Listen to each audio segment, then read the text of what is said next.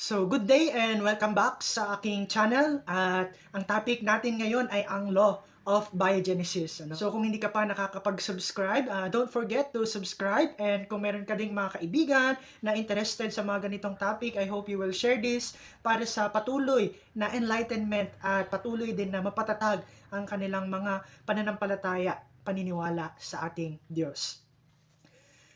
So balik tayo sa Law of Biogenesis. Siyempre ito ay patungkol sa biology. Bio means life. So na-preview ko naman na last video yung about dito sa biogenesis. Ito yung law na nag-i-state na life comes from life and that of its own kind. O magmumula lang o manggagaling lang ang mga may buhay sa may mga buhay rin at magmumula rin yung iba't ibang klase ng mga may buhay sa parehas na klase. Kung paanong nagsimula ang buhay o ang life ay mayroon lang dalawang possible explanation. First, tulad ng mga sinasabi ng mga atheist o hindi naniniwala sa Diyos, ang buhay ay nagmula sa isang spontaneous generation o biglaan lang, bigla na lang, boom, ayan na, sa pamamagitan ng kung anumang mga chemical reactions, ayan na ang buhay o ang life. At ang second possible explanation, mayroong supernatural creation o mayroong Diyos na lumikha o pinanggalingan ng buhay. Ang biblical explanation ay mayroong Diyos na lumikha sa lahat ng bagay at ang Diyos ang pinagmulan ng lahat ng may buhay. Sabi nga sa Genesis chapter 2 verse 7, pagkatapos ginawa ng Panginoong Yahweh ang tao mula sa alabok, hiningahan niya sa ilong at nagkaroon ito ng buhay. Gaya ng sinabi natin nung nakaraan, mayroon yung mga naniniwala sa theistic evolution na ginamit daw ng Diyos ang Big Bang at evolution para sa creation at paglikha. Ibig nilang sabihin, mula nga raw sa isang maliit na particle o isang single cell ay ginamit ng Diyos iyon hanggang sa nagkaroon ng evolution at doon nga nagmula ang tao. Pero kinokontra nito ang kababasa lang natin na Bible verse na hiningahan niya sa ilong ang tao at nagkaroon ito ng buhay. No? Hindi sinabi na hiningahan ng Diyos ang isang single cell para magkaroon ito ng buhay. So hindi pwedeng magkasama ang biblical account at ang evolution. So theistic evolution as we think is not biblical. Now, itong law of biogenesis, ito ay law of science pa rin. Batas ito ng sensya, ng agham, pero dinideny ito ng mga atheist. Hindi sila naniniwala sa law of biogenesis. Instead, ang pinaniniwalaan nila ay ang biopiosis o abiogenesis o autogenesis. Ito raw ang proseso na kung saan ang mga living organism ay nag-develop mula sa mga non-living organism. So, sino ngayon ang unscientific? Ang mga naniniwala sa Diyos na pinaniniwalaan ang law of science na law of biogenesis? O ang mga atheist na hindi naniniwala sa Diyos at hindi naniniwala sa law of science na law of biogenesis? So punta tayo sa history ng law of biogenesis. Long time ago, noong unang panahon, naniniwala na talaga ang mga tao sa abiogenesis o autogenesis, yung from nothing to something. Halimbawa, yung isang tinapay, hinayaan mo lang siya sa isang tabi, tapos nabulok siya, then nagkaroon ng mga uod. Tapos itong mga uod na ito ay mga naging langaw. Sa panahon ng marami, noong unang panahon, iniisip nila na talagang biglaan na lang na nagkaroon ng mga itlog doon, ng mga uod at naging langaw. Ngayon, challenge ito ng ilang mga scientists. Sabi nila, imposibleng mangyari na bigla-bigla na lang magkaroon ng mga itlog at ng mga langaw doon. Kaya itong si Francesco Redi, nag-experiment siya ngayon, Naglagay si Redi sa 3 garapon ng karne. Yung isang garapon, walang takip. Yung isa naman, covered na covered siya. Tapos yung isang garapon, may covered siya ng net para makapasok pa rin yung hangin. So, inobserbahan niya yon at inabangan niya kung bigla-bigla na nga lang ba na magkakaroon ng itlog o uod ng langaw doon sa mga garapon na yon. So, yung walang takip, syempre pinasok siya ng langaw. Tapos yung 2 takip, hindi naabot ng mga langaw. Yung karne. And then at the end, ang nagkaroon ng uod at nabuhay ang langaw ay yung walang takip na garapon. Kasi nun pala, doon nangingitlog yung langaw, pero yung 2 garapon na may takip at hindi nila naabot yung karne, hindi iyon napangitlogan ng langaw. Kaya walang nangyaring reproduction ng buhay.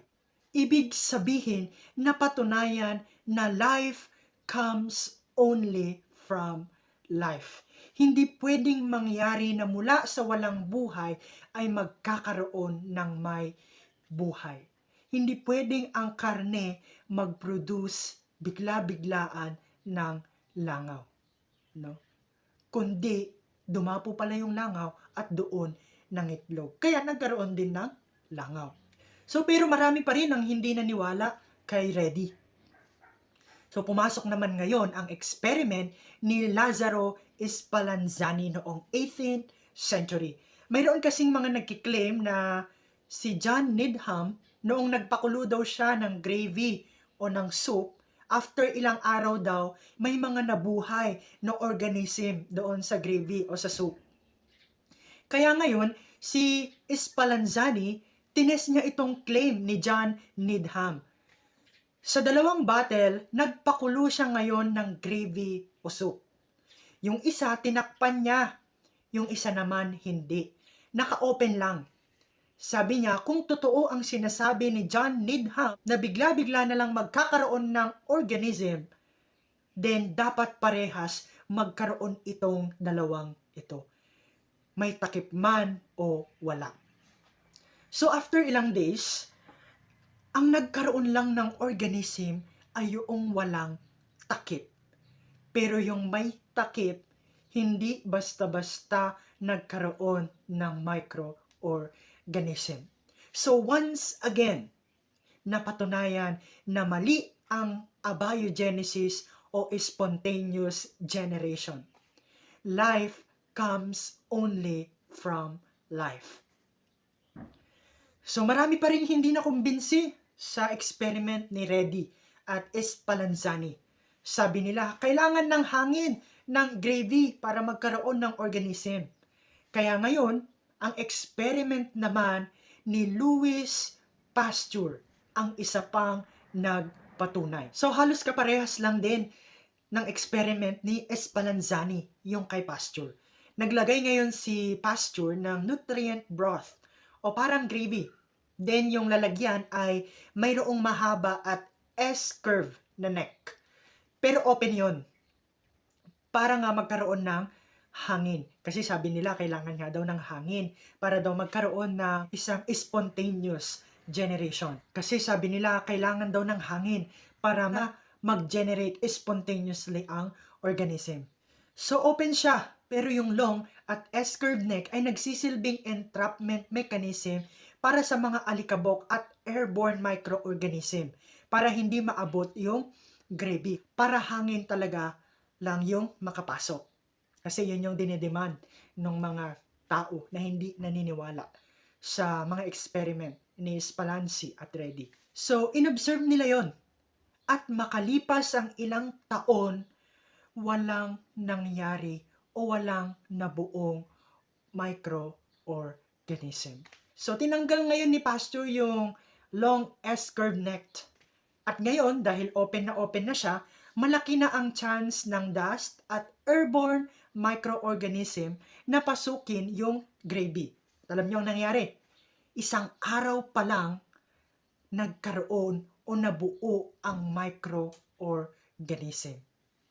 And finally, napatunayan talaga na life comes from life. Si Rudolf Virchow din ay nagkaroon ng isang significant contribution pagdating sa law of biogenesis. Every cell originates from another existing cell like it. Ibig sabihin, kung walang cell before, then walang mangyayaring kahit anong duplication ng cell kasi wala naman. So, life comes from life. Pero dahil mayroon pa rin na matitigas ang bungo na hindi naniniwala sa Diyos, pinagpipilitan pa rin nila ang spontaneous generation. Kung ano-anong mga experiment yung ginawa nila, pinaghalo nila yung iba't ibang chemical, yung methane, ammonia, hydrogen, oxygen, and so forth and so on. Pero wala pa rin. Hindi pa rin nila mapatunayan, hindi pa rin sila makagawa ng may buhay sa loob ng laboratory. So, ang law of biogenesis disprove Big Bang at ang evolution. Notice yung definition ha. Life comes from life and that of its own kind. Di ba kasi sa evolution, kung matatandaan ninyo, ito yung from monkey to humans. Pero sabi ng law of biogenesis, ang isang living things ay makakapag-produce lang ng kaparehas niya. Ibig sabihin, ang isang aso, hindi siya pwedeng manganak ng pusa. Ang isang kabayo, hindi pwedeng manganak ng baboy. Ang palaka, hindi pwedeng manganak ng ahas. Although may tinatawag tayong mga iba't ibang species, variety, breed, halimbawa sa aso, merong askal, di ba? Meron yung mga mababalbon, meron yung mga sobrang laki, may sobrang liit, di ba? Depende sa breed, pero mga aso pa rin sila. So kung hindi pwedeng magkaanak ang aso ng pusa, paanong mag-evolve ang tao mula sa unggoy? Bagamat may pagkakaparehas tayo sa unggoy, pero iba tayo sa kanila. Hayop sila, pero tao tayo. Kahit na may mga taong asal hayop, pero tao pa rin yun. Ano? So, evolution is false. Evolution is unscientific. Kung gusto mong maging science-based na tao, maniwala ka sa Diyos. At hindi sa kung ano-anong theory na hanggang ngayon wala namang patunay at hindi napapatunayan. So ikaw, nanggaling sa isang mindless, purposeless matter? Kung hindi totoo ang Diyos, wala ka ring purpose sa mundong ito.